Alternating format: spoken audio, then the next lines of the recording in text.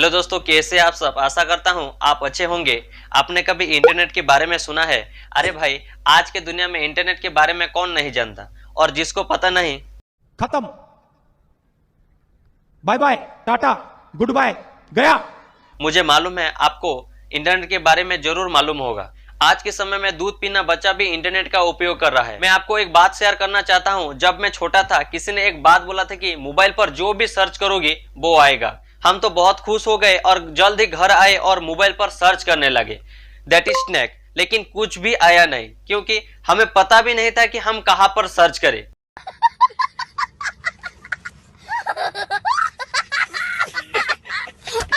लेकिन आज के समय में हर किसी को पता होता है कि कहां पर सर्च करें। और अभी तो 5G भी लॉन्च हो गया है। अभी तो हाई स्पीड के साथ इंटरनेट चलेगा। जब लॉकडाउन हुआ था, ज्यादातर लोग घंटों घंटों घर में बैठ के इंटरनेट का यूज कर रहे थे। जरा सोचो, इंटरनेट अगर थोड़ी समय के लिए भी बंद हो जाए तो क्या होगा। इंटरनेट की सिर्फ 1 मिनट भी बंद हो जाने से पूरी दुनिया भर में लाखों करोड़ों का नुकसान तो होगा, ये तो छोड़ो, कई तरह की बर्बादी की मंजर भी देखना पड़ सकता है। पहली बार डाटा पैक की इतना महंगाई थी कि अगर रात को डाटा ऑन रह जाती तो सुबह बहुत परेशान होते थे। क्या बात है सर, क्या बात है सर, क्या बात, ये बात है। कभी आपके साथ ऐसा हुआ है क्या?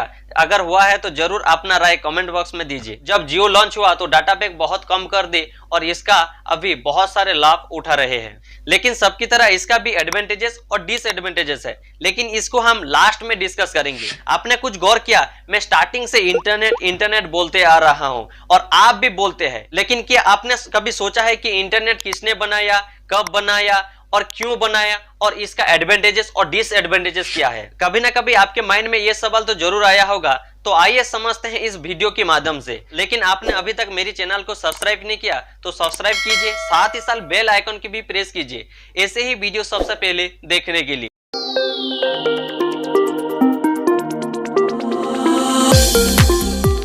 इंटरनेट के बारे में जानने से पहले हम थोड़ा जान लेते हैं कि नेटवर्क क्या है। अगर नेटवर्क की सिंपल भाषा में बात करूं, नेटवर्क एक जरिया है जिसे एक दूसरे के साथ कम्युनिकेट और डाटा शेयर करने के लिए यूज करते हैं। नेटवर्क बनाने के लिए हम वायर या वायरलेस के माध्यम से इस्तेमाल कर सकते हैं। वायर में हम 2 कंप्यूटर को कोएक्सियल केबल और फाइबर ऑप्टिक्स केबल के द्वारा कनेक्ट कर सकते हैं। वही वायरलेस के जरिए नेटवर्क बनाना चाहते हैं तो वाईफाई, ब्लूटूथ और सैटेलाइट के इस्तेमाल कर सकते हैं। जैसे कि आपके प्रिंटर और कंप्यूटर को एक केबल के माध्यम से कनेक्ट करके एक नेटवर्क बना सकते हैं, और ब्लूटूथ के माध्यम से म्यूजिक सुनना एक तरह का ये भी नेटवर्क हो सकता है। अब जानते हैं इंटरनेट के बारे में। इंटरनेट एक तरह का ग्लोबल नेटवर्क है जहां पर दुनिया भर के लोग अपने कंप्यूटर और मोबाइल को डिवाइस के साथ कनेक्ट करके बहुत सारे इंफॉर्मेशन और रिसोर्सेस शेयर करते हैं, जैसे कि वेबसाइट्स, ईमेल, फाइल और डाटा। और भी हो सकता है, जैसे कि इंफॉर्मेशन सर्च करते हैं, सोशल मीडिया पर अपने थॉट और एक्टिविटी शेयर करते हैं। अब जानते हैं कि इंटरनेट की एक्चुअल कहानी। इंटरनेट की कहानी बड़ी मजेदार है। 4 अक्टूबर 1957 को सोवियत संघ ने दुनिया का पहला मानव निर्मित सैटेलाइट लॉन्च किया था और इसका नाम था स्पुतनिक। और ये खबर काफी तेजी से पूरी दुनिया में फैल गई। आपने तो जरूर सुना होगा, जब लोग आपकी बराबरी नहीं कर पाते तो आपसे जलने लगते हैं। ऐसा ही कुछ हुआ। अमेरिका भी बहुत दिनों से दुनिया का पहला मानव निर्मित सैटेलाइट बनाने में लगा था, लेकिन सोवियत संघ ने इससे पहले कर दिखाया। इस वजह से दोनों देश के बीच थोड़ी नोकझोंक शुरू हुई और इन दोनों देश के बीच एक कोल्ड वॉर शुरू हो गई।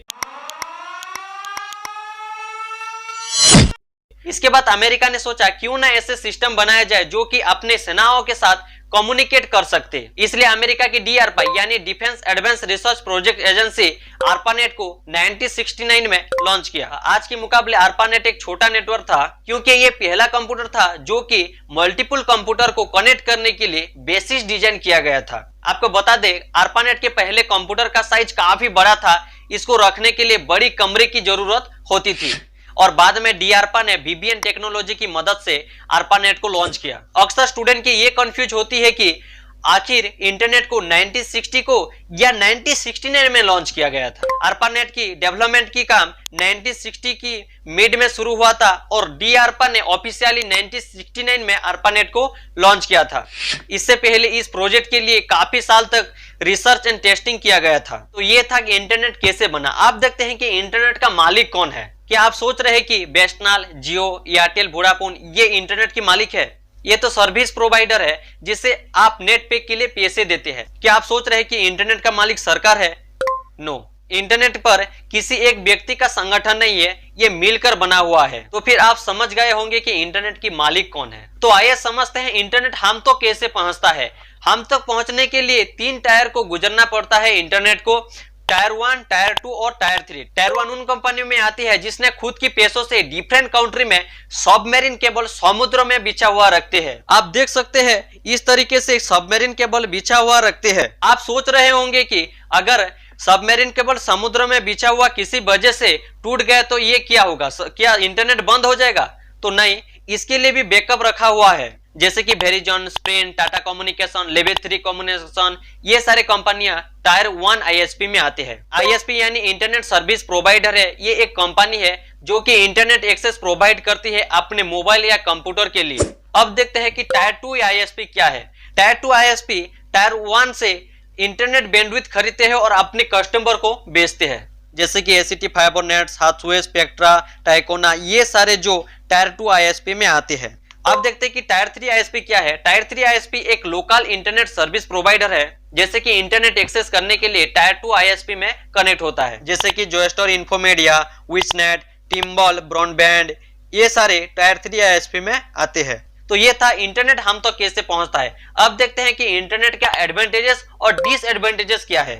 इंटरनेट की बड़ी एडवांटेजेस की बात किया जाए तो आप अगर पढ़ाई कर रहे हैं और उसी वक्त आपको कोई डाउट हो गया तो आप गूगल पे सर्च कर सकते हो और आप एक ही सेकंड में वो आंसर मिल जाएगा। तो ये एक बड़ा एडवांटेज है इंटरनेट का। इंटरनेट की मदद से दुनिया की हर कोने में बिना किसी समस्या के हम कनेक्ट हो सकते हैं। और कई सारे एडवांटेजेस हो सकता है, जैसे कि एंटरटेनमेंट, वीडियो देखना और ऑनलाइन शॉपिंग करना और गेम खेलना, ये सारे एडवांटेजेस में आती है। अगर हम इंटरनेट की डिसएडवांटेजेस की बात किया जाए तो इंटरनेट हम अगर दिन और रात यूज करते होंगे तो हमारा जो जिम्मेदारी और जो काम होता है उनसे हम दूर हो जाते हैं। आज की दुनिया में इंटरनेट तो डेवलप कर रहा है, साथ ही साथ साइबर क्राइम भी बहुत ज्यादा तेजी से ग्रो कर रहा है, जैसे कि आपका पर्सनल अकाउंट, बैंक अकाउंट और पासवर्ड एक्सेट्रा अगर लीक हो जाए तो। और इंटरनेट में बहुत सारे फेक न्यूज आता है, जैसे कि लॉकडाउन में डाटा के बारे में बहुत सारा फेक न्यूज आया था, तो ये हम बिना किसी इंफॉर्मेशन के हम शेयर कर देते हैं, वायरल कर देते हैं। इसकी वजह से ये एक तरह का डिसएडवांटेजेस हो गया। आपने सुना होगा जब लॉकडाउन हुआ था तो सरकार ने ऑनलाइन टीचिंग के लिए घोषणा किए थे, तब छोटे बच्चे भी ऑनलाइन पढ़ने के लिए अपने पेरेंट्स को मोबाइल खरीदने के लिए जीत करके बैठे थे। लेकिन ये सही बात है ऑनलाइन पढ़ने के लिए, लेकिन आपने कभी सोचा भी नहीं होगा कि ऑनलाइन टीचिंग के समय स्प्लिट ऑप्शन जो कि हर मोबाइल में अवेलेबल होता है, उसे ऑन करके एक तरफ फ्री फायर और दूसरी तरफ ऑनलाइन क्लास। लेकिन मन तो ऑनलाइन क्लास तो नहीं है, लेकिन गेम में था। इसलिए आपको रिकमेंड करता हूं अपने छोटे बच्चे से जितनी दूर हो सके उतनी दूर मोबाइल से दूर रखें। तो ये था इंटरनेट के बारे में कुछ जानकारी। शायद ये वीडियो आपको अच्छा लगा, प्लीज कमेंट में आपका राय जरूर देना। तो फिर मिलेंगे एक नई इंटरेस्टिंग वीडियो के साथ। जय हिंद, जय भारत।